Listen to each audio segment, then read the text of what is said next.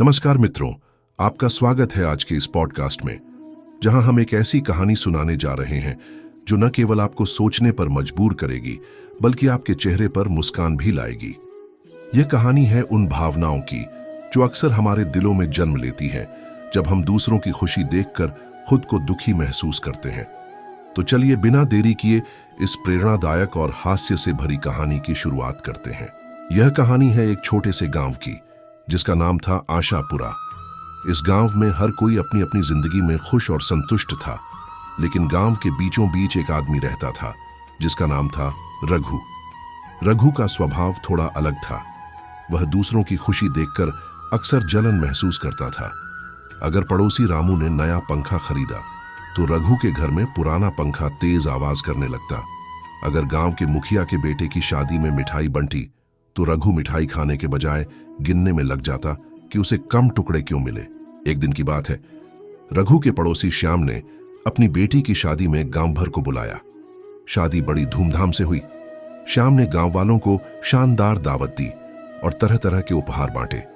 लोग श्याम की तारीफ करते नहीं थक रहे थे, लेकिन रघु के चेहरे पर दुख और ईर्ष्या साफ झलक रही थी।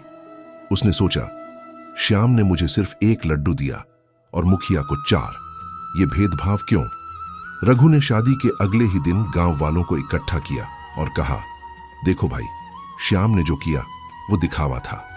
असली खुशी तो वो है जो बिना दिखावे के हो।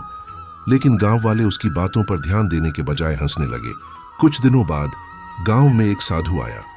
साधु बहुत ज्ञानी और हंसमुख था। गांव वाले उसके पास अपनी समस्याएं लेकर जाते थे।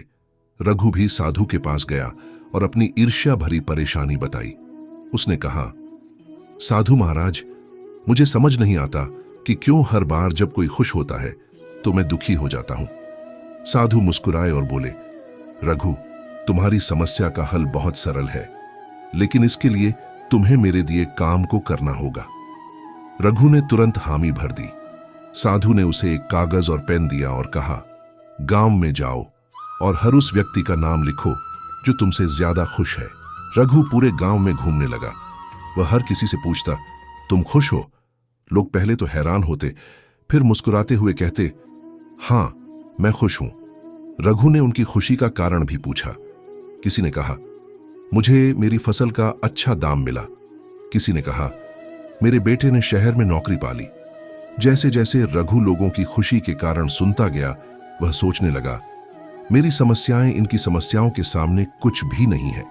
उसे एहसास हुआ कि जिन चीजों को लेकर वह दुखी रहता था वे बेहद छोटी थीं, लेकिन फिर भी उसने सबका नाम लिख लिया। जब रघु साधु के पास लौटा तो उसने वह लिस्ट दिखाते हुए कहा, महाराज, ये लोग मुझसे ज्यादा खुश हैं। साधु ने लिस्ट को देखा और हंसते हुए कहा, रघु, अब इस लिस्ट में अपना नाम भी जोड़ दो।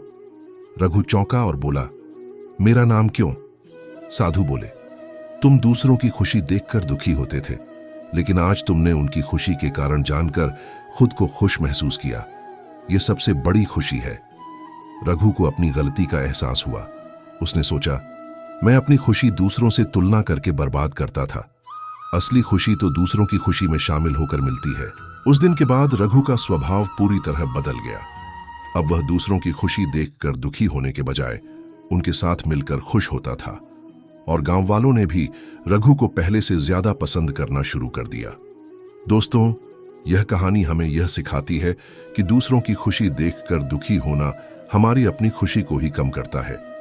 ईर्ष्या से कुछ हासिल नहीं होता, बल्कि दूसरों की सफलता और खुशी में शामिल होकर हमारी अपनी जिंदगी भी बेहतर होती है।